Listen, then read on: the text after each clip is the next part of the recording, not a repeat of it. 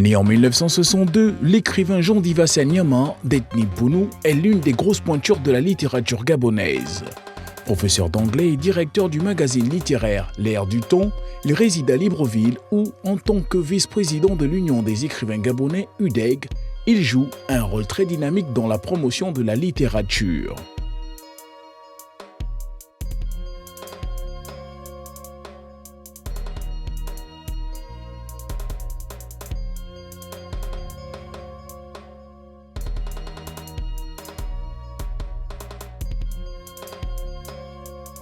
Dans ses romans, avec un style sobre et sensible, il décrit le quotidien de ses concitoyens, leur joie et leur inquiétude face aux bouleversements induits par le monde moderne et la perte des valeurs traditionnelles avec un regard très averti.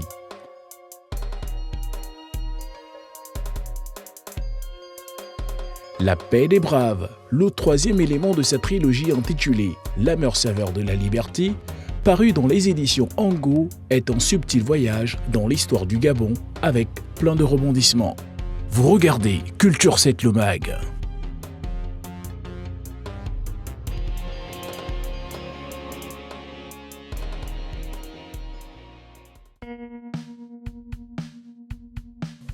Bonsoir à tous et bienvenue sur les antennes de la télévision panafricaine. C'est toujours un plaisir pour moi, Pierre Bilong, de vous retrouver dans le cadre de ce programme Culture 7 le Mag. Et justement, en parlant de ce programme, nous avons un invité très spécial en la personne de Monsieur Jean Divassa Nyama, qui est écrivain gabonais très connu à travers sa plume. Monsieur Jean Divassa, bonsoir. Bonsoir. Alors, c'est un plaisir pour Culture 7 le Mag de vous avoir sur son plateau. C'est moi qui vous remercie. Alors, on dit de vous, Monsieur Jean Divassa, que vous êtes un grand observateur de votre société. Comment vous l'expliquez?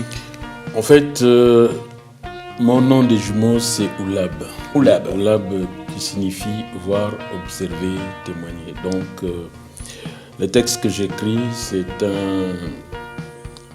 ce sont des lettres que j'envoie à mon frère jumeau, oui, qui est mort prématurément. Donc, lui, il s'appelait Oul, donc il n'a pas pu venir en Afrique parce que, à cause des difficultés, des problèmes de santé que vivent les populations africaines, les problèmes d'élection également, où en Afrique, on ne s'accorde jamais sur les vrais résultats. Donc, il m'a demandé de venir en Afrique, observer et lui faire le témoignage pour qu'il puisse se rendre compte de la vitalité des sociétés africaines. Donc, ce sont ces lettres sous forme de livres que je lui envoie. Voilà pourquoi je suis un observateur de la société africaine. Voilà. Alors, quand on parle de ces lettres, ces différentes lettres-là, est-ce qu'il s'agit de tous les ouvrages que vous avez déjà... En fait, tous les ouvrages, ce sont des lettres que j'envoie à mon frère jumeau pour qu'il se rende compte de la complexité de notre société. Voilà. Alors, Monsieur Jean Divassa Nyama, vous êtes détenteur du Grand Prix littéraire d'Afrique noir en 2008. Oui. Également, Grand Prix littéraire du président de la République du Gabon 2013. Oui. Et bien entendu, avec l'ouvrage L'Amère saveur de la liberté. Oui, le Grand Prix Ahmed Baba, obtenu en février 2016 à Bamako. Ma question qui arrive, c'est celle de savoir d'où vous vient cette passion de l'écriture. Cette passion, c'est une passion innée, donc dès ma tendre enfance, je me suis intéressé à l'histoire et à la littérature. Donc c'est pour cette raison que je suis passionné des lettres. Donc quand j'étais au lycée, d'abord à l'école primaire, au CM1, j'avais écrit un poème intitulé Le Colibri. Ensuite, au lycée, je commençais à participer à la création des ballets dans une troupe théâtrale appelée la troupe Douera.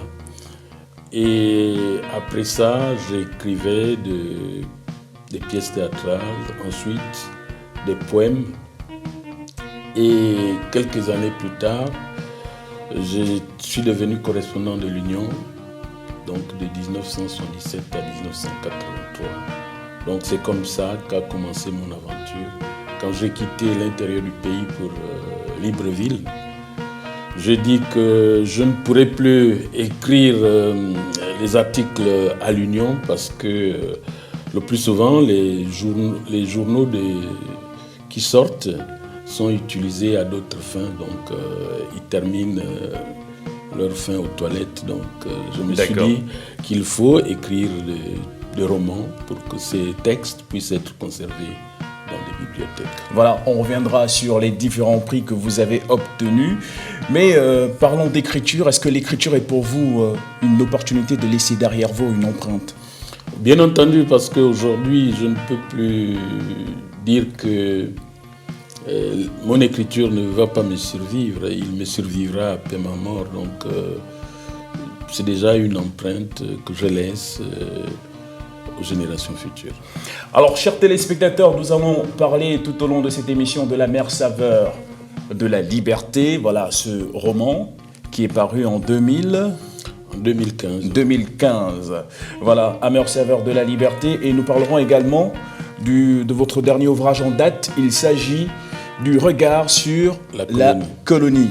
Alors, pour parler pour ouvrir sur l'amère saveur de la liberté, ma question qui arrive, c'est celle de savoir, il y a certains faits marquants du Gabon qui restent pratiquement inconnus de son histoire, que l'on découvre à travers ce roman, comme la guerre du Mokab. Comment appréciez-vous l'absence de ces récits dans notre société? En fait, ce texte, c'est la conquête coloniale au Gabon au début du XXe siècle.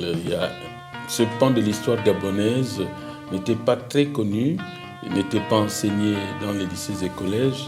Donc il m'a fallu le travailler pendant plusieurs années et faire des recherches à Aix-en-Provence, pour avoir les documents historiques, donc les documents coloniaux que j'ai comparés avec les sources orales. Donc ce n'est qu'après cette comparaison que j'ai pu tirer de ces éléments ce roman intitulé L'amère saveur de la liberté. Mais c'est quoi l'amère saveur de la liberté? L'amère saveur de la liberté, c'est l'histoire de Mavourlou. Donc Mavourlou, plus connu sous le nom de Nyon de Makit. Oui. Donc Oulab, qui est un étudiant gabonais vivant à Aix-en-Provence, va écrire une lettre à ses parents pour leur demander s'il y avait encore les témoins de cette histoire. Donc, après ses vacances, il va descendre à Moabi, où il va rallier Mokab chez ses grands-parents. Il va demander à son grand-père de lui conter l'histoire de la guerre de Mokab. Oui. Mais son grand-père n'a pas souhaité lui raconter cette histoire. Il a souhaité que Oulab vive cette histoire. Donc, Oulab sera initié au culte de la grotte. Donc, une fois initié au culte de la grotte, il va rencontrer Mavourlou qui va le ramener aux années 1904-1913. D'accord. Donc, pour lui faire revivre cette histoire. Donc, c'est en vivant cette histoire au cours de son initiation qu'il va commencer à faire son travail de mémoire, de maîtrise sur la guerre de Mokab. Donc, c'est cette histoire que je vous présente aujourd'hui. Voilà, je rappelle que l'amère saveur de la liberté est une trilogie.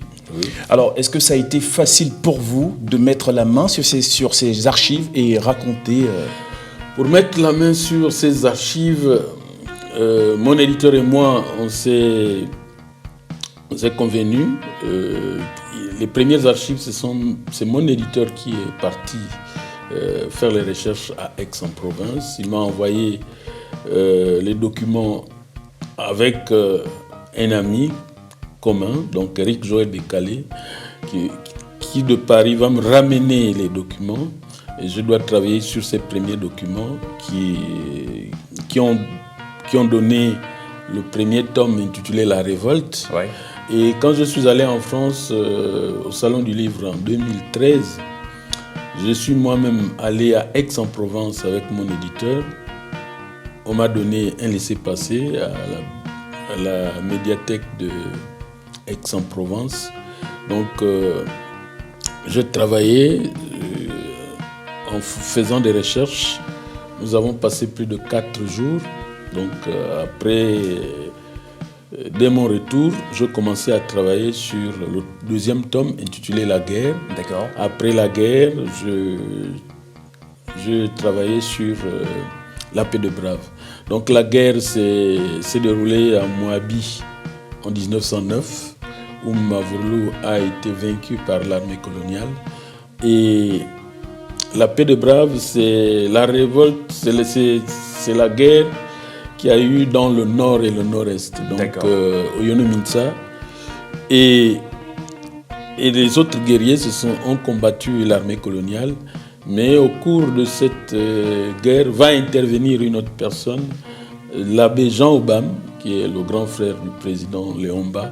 Donc l'abbé Jean Obam va intervenir pour demander aux populations de ne pas s'opposer à l'administration coloniale, mais plutôt chercher à conserver les cultures gabonaises, donc les cultures Fang. Donc quand Jean Obam va essayer de sensibiliser les populations, Rosine sera envoyée convaincre Oyono Mintsa. Ouais. Oyono Mintsa va prendre Rosine comme sa copine et il va accepter d'être converti à l'église catholique.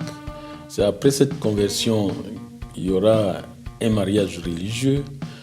Après le mariage religieux, donc Oyono Mintsa va demander à ses guerriers d'accepter la main de l'administration coloniale. Donc il va aider, en se ralliant à l'administration coloniale, il va aider les colons à combattre les Allemands en 1912. Voilà, pour en savoir un peu plus, je vous invite, chers téléspectateurs, à vous procurer ce roman, La mère saveur de la liberté. Alors, moi, j'ai eu l'opportunité de jeter un regard là-dessus, et quand on lit La mère saveur de la liberté, on assiste tout de même, pour le cas du Gabon, à une absence de mémoire. Oui. Alors, comment expliquer que dans nos écoles, on n'en parle pas sur ce genre d'histoire? Bon, le problème, c'est d'abord à la Bibliothèque nationale, je n'ai pas trouvé les archives. Donc, pour avoir les archives de cette histoire, il fallait que je parte en France les chercher. Donc, c'est maintenant que ce roman est étudié dans les lycées et collèges jusqu'à l'université. Donc, il y a des étudiants qui préparent des doctorats, oui, des thèses de doctorat sur cette histoire. Voilà. Et il y a un professeur à l'université qui prépare une thèse d'habilitation sur cette histoire. Voilà, donc restons sur La mère saveur de la liberté. Avec cette question qui arrive, vous vantez les exploits de trois guerriers dans ce roman. Donc Mavurlou, qui je rappelle est chef guerrier, c'est bien ça? Oui. Voilà, qui je rappelle est chef guerrier des Bakaya, Bombé chef des Bayaka, pardon, Bombé chef des Tsogo, Oyono, j'espère que je prononce bien, Mintsa, oui. Oyono Mintsa, chef des Binzima. Les Binzima sont les guerriers en fait, il était fin. Oui. Voilà, alors pourquoi le choix de ces personnages et en faire une biographie romancée? Parce que ce sont eux qui ont réellement marqué l'histoire de cette période de 1900 à 1913. Ah oui. Il y a un autre personnage que vous avez omis de souligner. Il s'agit de comment il s'appelle, le personnage de Njolé, et qui est dans cette histoire. Oui. Donc on l'appelait Essan Mefa, donc c'est ce personnage qui a bloqué, Manetol c'est son nom, donc il a bloqué le passage de bateaux en Njolé pendant 2 ans. Pourquoi il a bloqué la circulation des navires en Njolé pendant 2 ans? Tout simplement parce que la mévente du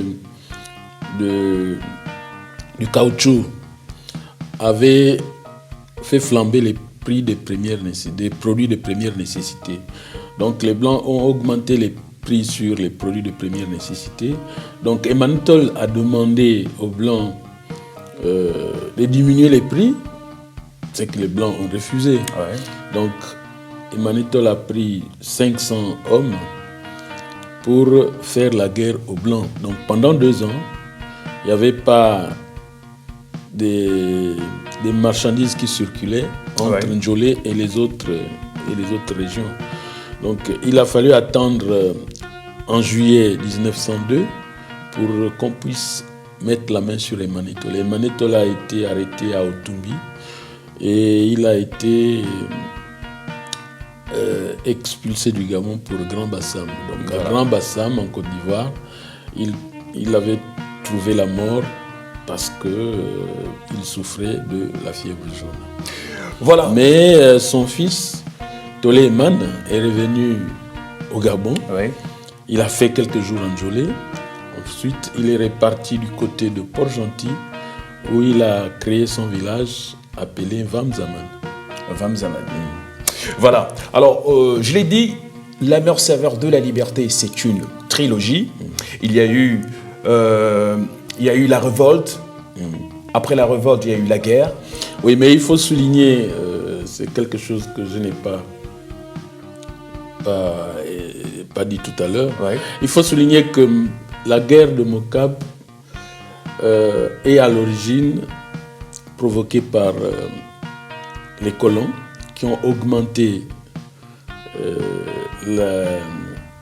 l'impôt de capitation. Donc, en augmentant le prix de l'impôt de capitation, ils ont brûlé les cases de sel qui partent de Mayumba jusqu'à Setekama.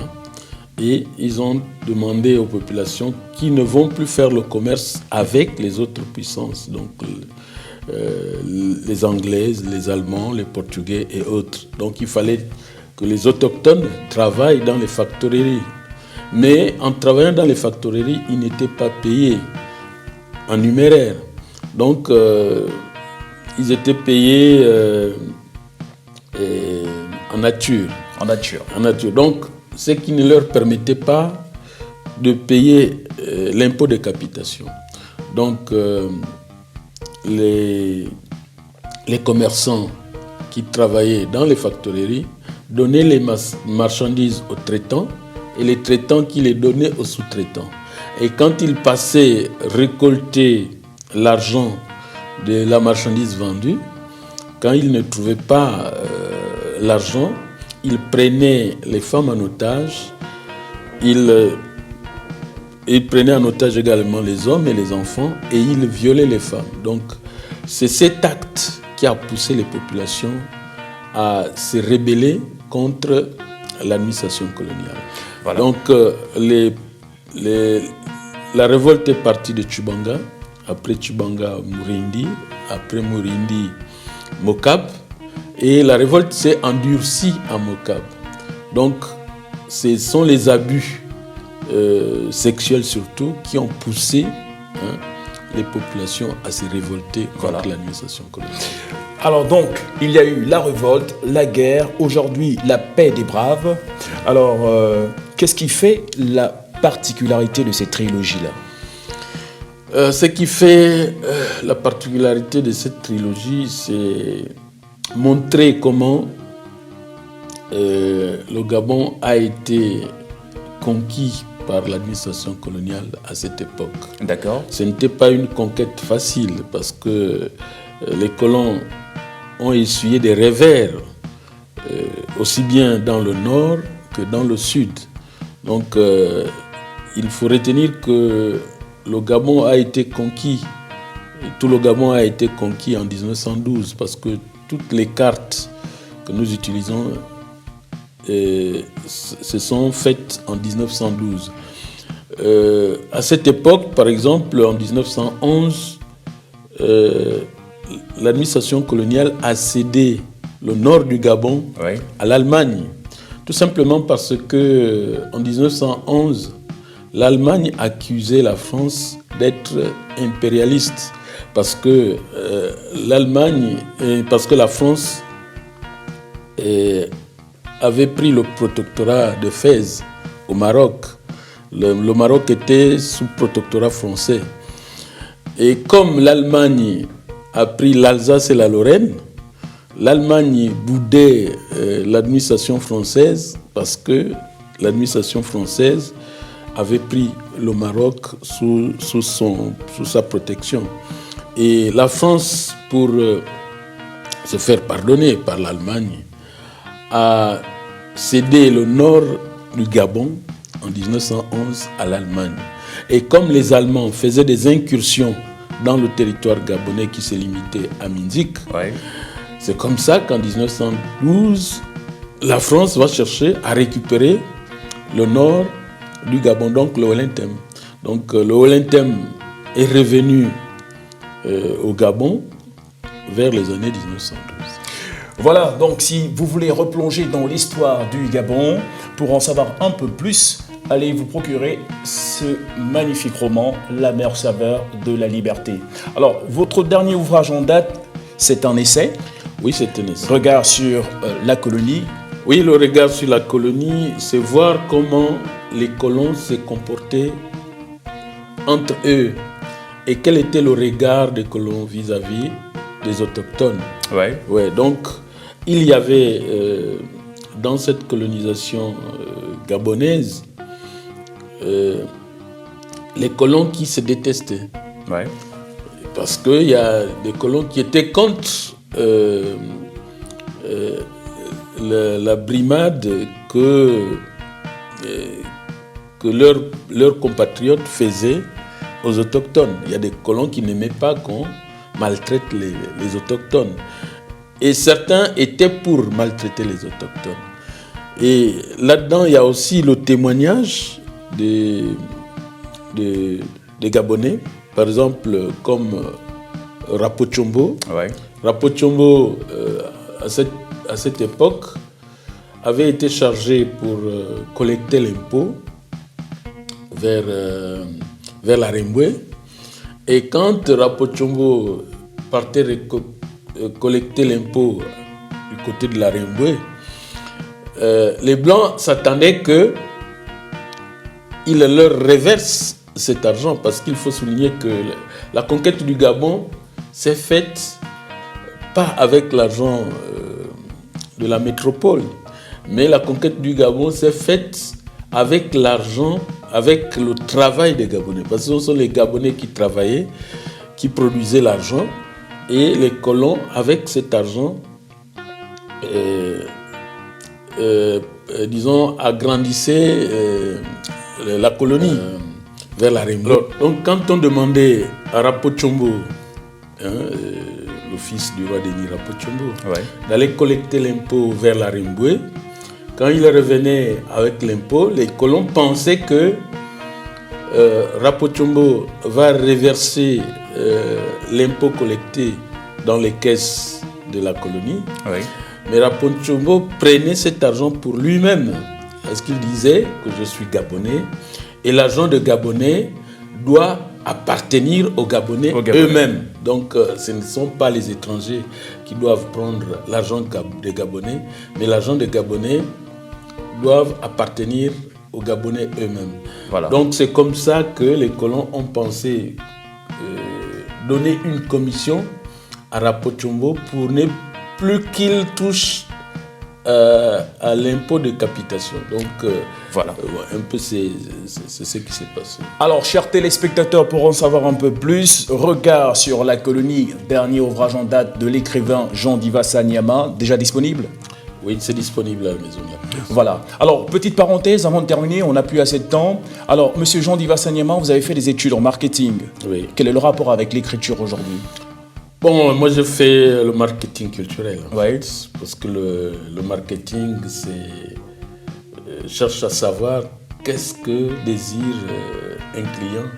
Donc, quand vous allez en boulot, si vous êtes parti hier, le stand, disons le rayon sur lequel vous avez trouvé les livres a changé, donc c'est peut-être à gauche ou à droite, mais le marketing cherche à faire des choix pour faire plaisir aux clients. Donc moi, avant d'écrire, je cherche à savoir qu'est-ce que le lecteur veut. Et c'est quand je trouve ce que le lecteur veut lire, c'est à partir du moment que je commence à écrire. Voilà. Pour finir, la littérature gabonaise, a-t-elle aujourd'hui une place sur le continent? Bien entendu, elle a une place sur le continent, pas plus tard que... Elle a une place sur le continent, pas plus tard que hier. On nous appelait en Afrique du Sud pour aller participer à une résidence d'écriture où nous allons écrire à Durban des romans sur l'Afrique du Sud. Donc on doit s'inspirer du vécu sud-africain pour écrire un roman. Donc d'ici le 20 octobre, nous allons faire, Dominique et moi, un mois et demi, Dominique Douma, un mois et demi en Afrique du Sud. Voilà, nous étions avec Monsieur Jean Divassa Nyama, écrivain très populaire, connu au Gabon, qui connaît son succès à travers sa plume. Monsieur Jean Divassa, merci d'être passé sur le plateau de Culture. C'est moi qui vous remercie. Alors, chers téléspectateurs, je vous donne un prochain rendez-vous sur un prochain numéro de Culture 7 le Mag. D'ici là, allez-y, vous procurez ce roman, cet essai, Regard sur la colonie, et bien sûr, La mœurs saveur de la liberté de Monsieur Jean Divassa Nyama. Merci, portez-vous bien, à très bientôt. Ciao, ciao.